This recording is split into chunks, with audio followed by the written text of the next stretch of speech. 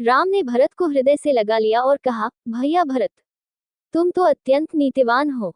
क्या तुम समझते हो कि मुझे राज्य के निमित्त पिता के वचनों को भंग कर देना चाहिए? क्या धर्म से पतित होना उचित है? जो कुछ भी हुआ उसमें तुम्हारा कोई भी दोष नहीं है। तुम्हें दुखी और लज्जित होने की किंचित मात्र भी आवश्यकता नहीं है। माता कैकेयी की निंदा करना भी उचित नहीं है, क्योंकि उन्होंने पिताजी की अनुमति से ही वर मांगे थे। मेरे लिए माता कैकेयी और माता कौसल्या दोनों ही समान रूप से सम्माननीय हैं। तुम्हें ज्ञात है कि मैं पिताजी की आज्ञा का उल्लंघन कदापि नहीं कर सकता। पिताजी ने स्वयं ही तुम्हें राज्य प्रदान किया है, अतः उसे ग्रहण करना तुम्हारा कर्तव्य है। पिताजी के परलोक सिधार जाने का मुझे अत्यंत दुख है। मुझ अभागे को उन्होंने अपनी सेवा, अंतिम दर्शन और दाह संस्कार के अवसर से वंचित कर दिया। कहते कहते राम के नेत्रों से अश्रुधारा बह चली। फिर उन्होंने सीता से जाकर कहा, प्रिय पूज्य पिताजी स्वर्गलोक सिधार गए। तत्पश्चात लक्ष्मण को संबोधित करते हुए बोले, भैया, अभी अभी मुझे ये समाचार भरत से प्राप्त हुआ है कि हम पितृविहीन हो गए हैं। इस सूचना को सुनते ही सीता और लक्ष्मण बिलक बिलक कर रो पड़े।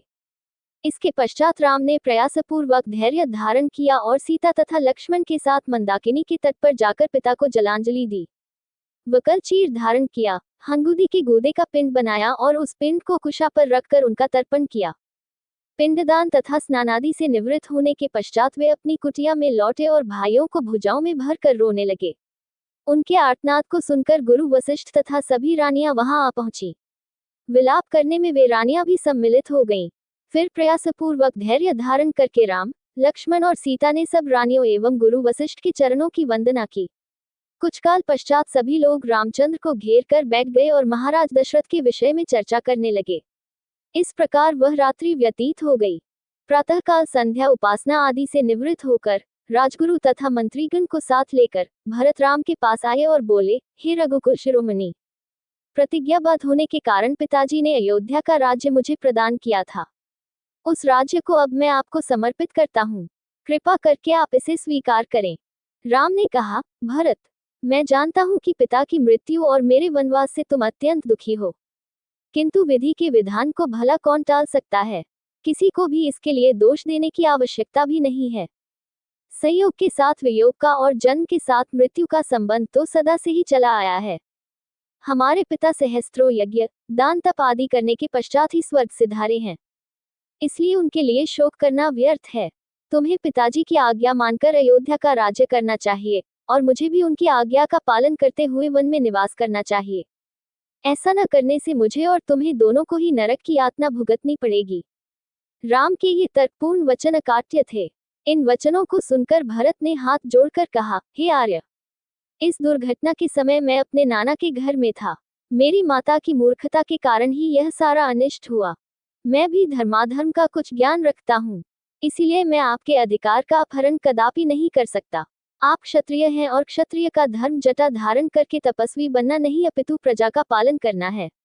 आपसे आयु, ज्ञान, विद्या आदि सभी में छोटा होते हुए भी मैं सिंहासन पर कैसे बैठ सकता हूँ? इसीलिए आपसे प्रार्थना करता हूँ कि आप राज सिंहासन पर बैठकर मेरे माता को लोक निंदा से और पिताजी को पाप से बचाइए, अन्यथा मुझे भी वन में रहने की अनुमति दीजिए। रामचंद्र ने भरत को फिर से समझाते हुए कहा, पिताजी ने तुम्हें राज्य प्रदान किया है और मुझे 14 वर्ष के लिए वनवास की आज्ञा दी है। जिस प्रकार मैं उनके वचनों पर श्रद्धा रखकर उनकी आज्ञा का पालन कर रहा हूँ, उसी प्रकार तुम भी उनकी आज्ञा को अकाट्य मानकर अयोध्या पर शासन करो। उनके वचनों की यदि हम अवहेलना करेंगे तो उनकी आत्मा को क्लेश पहुंचेगा। तुम्हें राजकार्य में समुचित सहायता देने के लिए शत्रुघ्न तुम्हारे साथ हैं ही। पिताजी को अपनी प्रतिज्ञा के ऋण से मुक्ति दिलाना हम चारों भाइयों का कर्तव्य है। रामचंद्र के वचनों को सुनकर अयोध्या के अत्यंत चतुर मंत्री जाबाली ने कहा, हे रामचंद्र, सारे नाते मिथ्या हैं। संसार में कौन किसका बंधु है? जीव अकेला ही जन्म लेता है और अकेला ही नष्ट होता है। सत्य तो यह है कि इस संसार में कोई किसी का संबंधी नहीं होता।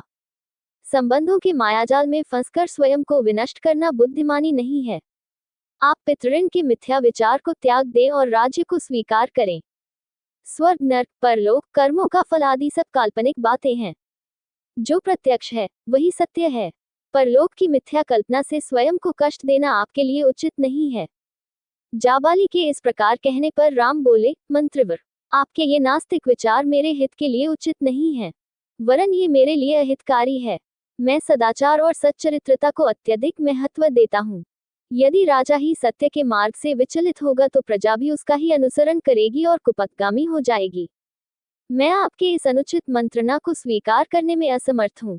मुझे तो आश्चर्य के साथ ही साथ दुख इस बात का है कि परम आस्तिक तथा धर्मप्रायण पिताजी ने आप जैसे नास्तिक व्यक्ति को मंत्री पद कैसे प्रदान किया।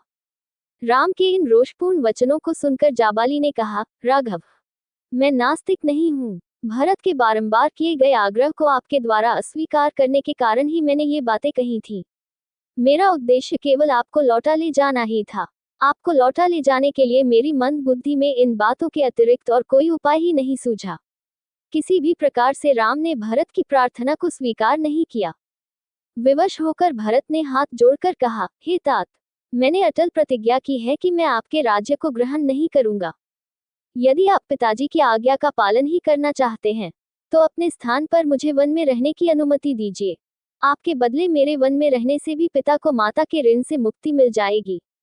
इन स्नेहपूर्ण वचनों को सुनकर राम मंत्रियों और पुरवासियों की ओर देखकर बोले, जो कुछ भी हो चुका है उसे न तो मैं बदल सकता हूँ और न ही भरत। वनवास की आज्ञा मुझे हुई है, न कि भरत को। मैं माता कैकेयी के कथन और पिताजी के कर्म दोनों को ही उचित समझता हूँ। मातृभक्त, पितृभक्त और गुरुभक्त होने के साथ ही साथ भरत सर्वगुण संपन्न भी हैं। अतः उनका ही राज्य करना उचित है। जब राम किसी भी प्रकार से अयोध्या लौटने के लिए राजी नहीं हुए तो भरत ने रोते हुए कहा, भैया, मैं जानता हूँ कि आपकी प्रतिज्ञा अटल है, किंतु ये भी सत्य है कि अयोध्या का राज्य भी आप ही का है। अतः आप अपनी चरण पादुकाएं मुझे प्रदान करें। मैं इन्हें अयोध्या के राज सिंहासन पर प्रतिष्ठित करूंगा और स्वयं वकल धारण करके ब्रह्मचर्य व्रत का पालन करते हुए नगर के बाहर रहकर आपके सेवक के रूप में राजकाज चलाऊंगा। 14 वर्ष पूर्ण होते ही यदि आप अयोध्या नहीं पहुंचे तो मैं स्वयं को अग्नि में भस्म कर दूंगा। यही मेरी प्रतिज्ञा है। रामचंद्र जी ने भरत को हृदय से लगाकर उन्हें अपनी पादुकाएं दे दी। फिर शत्रुघ्न को समझाते हुए बोले, भैया, माता कैकेयी को कभी अपशब्द कहकर उनका अपमान मत करना। इस बात को कभी न भूलना कि वे हम सबकी पूज्य माता हैं। तुम्हें मेरी और सीता की शपथ है। फिर माताओं को धैर्य बंधाकर सम्मानपूर्वक सबको विदा किया। श्री राम की चरण पादुकाओं के साथ भरत और शत्रुघ्न रथ पर सवार हुए। उनके पीछे अन्य रथों पर माताएं, गुरु, पुरोहित, मंत्रीगण तथा अन्य पुरवासी चले। सबसे पीछे सेना चली। उदास मन लिए हुए सब लोग 3 दिन में अयोध्या पहुंचे। अयोध्या पहुंच जाने पर भरत ने गुरु वशिष्ठ से कहा, गुरुदेव, आपको तो ज्ञात ही है कि अयोध्या के वास्तविक नरेश राम हैं। उनकी अनुपस्थिति में उनकी चरण पादुकाएं सिंहासन की शोभा बढ़ाएंगी। मैं नगर से दूर नंदीग्राम में पर्णकुटी बनाकर निवास करूंगा और वहीं से राजकाज का संचालन करूंगा। फिर वे नंदीग्राम से ही राम के प्रतिनिधि के रूप में राज्य का कार्य संपादन करने लगे। जब भरत चित्रकूट से वापस अयोध्या लौट गए तो राम ने लक्ष्मण से कहा, हे सौमित्र, माताएं वापस चली गईं, इसलिए मेरा हृदय उदास तथा उद्विग्न हो गया है। इस स्थान के साथ उन सबकी स्मृति जुड़ गई है। मुझे बारंबार उनकी स्मृति सताने लगी है। अतः मेरा विचार है कि अब हम इस स्थान का परित्याग कर दें और अन्यत्र कहीं जाकर निवास करें। इस प्रकार सीता और लक्ष्मण से अपने विचार का समर्थन प्राप्त करके उन्होंने चित्रकूट का परित्याग कर दिया और वहां से चल पड़े। चलते चलते वे महर्षि अत्रि के आश्रम में जा पहुंचे। उन्होंने परम तपस्वी वृद्ध महर्षि को प्रणाम किया तथा अपना परिचय दिया। महर्षि अत्रि ने उनका स्नेहपूर्वक स्वागत किया। फिर महर्षि अत्रि ने अपनी वृद्धा पत्नी अनुसूया को मिथिला नरेश की राजकुमारी तथा अयोध्या की ज्येष्ठ पुत्रवधू सीता से परिचय करवाया तथा उनका यथोचित सत्कार करने के लिए कहा। इस पर राम ने भी सीता से कहा, सीते, माता के समान स्नेहमयी अनुसूया देवी के चरण स्पर्श करो। सीता ने अनुसूया के चरण स्पर्श किए और उनसे आशीर्वाद प्राप्त किया। अनुसूया बोली, सीता, तुमने राजदरबार के ऐश्वर्य का परित्याग कर अपने पति के साथ वन में, जहां पर भांति भांति के कष्टों को झेलना पड़ता है, रहने का जो निश्चय किया है, वह तुम्हारा महान त्याग है। मैं तुम्हारे त्याग से अत्यंत प्रसन्न हूँ। तुमने तीनों लोकों में नारी के पतिव्रत धर्म की महिमा को महिमामंडित कर दिया है।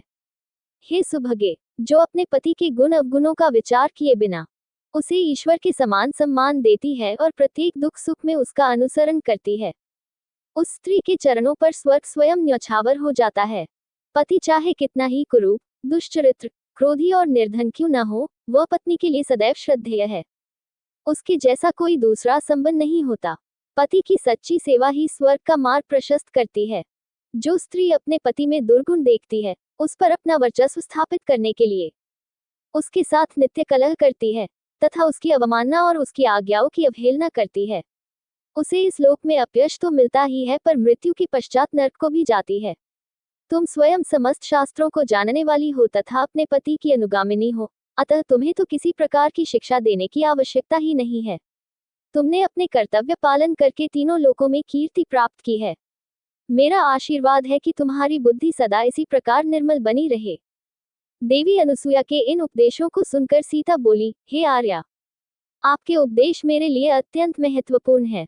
मेरी माता और सास ने भी मुझे यही शिक्षा दी है कि पति स्त्री का गुरु, देवता और सर्वस्व होता है। अब आपके द्वारा दी गई शिक्षा को भी मैंने हृदयगम कर लिया है। मैं आपको विश्वास दिलाती हूँ कि पति का अनुगमन ही मेरे जीवन का एकमात्र लक्ष्य है और मैं कभी इस मार्ग से विचलित नहीं होंगी। सीता के वचनों को सुनकर अनसुया ने कहा, पुत्री, मैं तुझसे बहुत प्रसन्न हूँ। अपनी इच्छानुसार कोई वर मांग।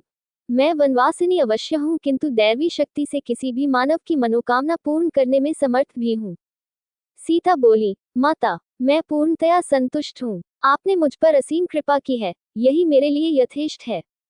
इस पर प्रसन्न होकर अनसुया ने कहा, हे जानकी, तुम सदा सौभाग्यवती रहो। यद्यपि तुमने कुछ भी नहीं मांगा है, तथापि मैं तुम्हें ये दिव्य माला देती हूँ। इस माला के फूल कभी नहीं कुम्हलाएंगे। ये दिव्य वस्त्र भी स्वीकार करो। ये न कभी मैले होंगे और न फटेंगे। ये सुगंधित अंगराग भी मैं तुम्हें देती हूँ, जो कभी फीका नहीं पड़ेगा। अनसुया ने तीनों वस्तुएं सीता को देकर उन्हें अपने सम्मुख ही धारण कराया। उनके चरणों में सिर नवाकर सीता रामचंद्र के पास गईं और उन्हें माता अनसुया के दिए उपहार दिखाए।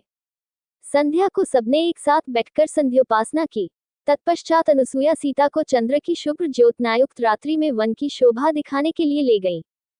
फिर आध्यात्मिक चर्चाएं हुई। अंत में सभी ने मुनि के आश्रम में विश्राम किया।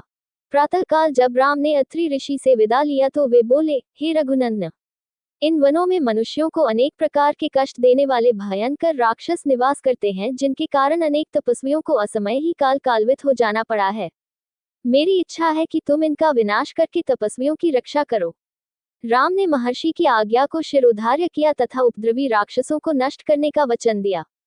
फिर सीता तथा लक्ष्मण के साथ वहां से दंडक वन के लिए प्रस्थान कर गए।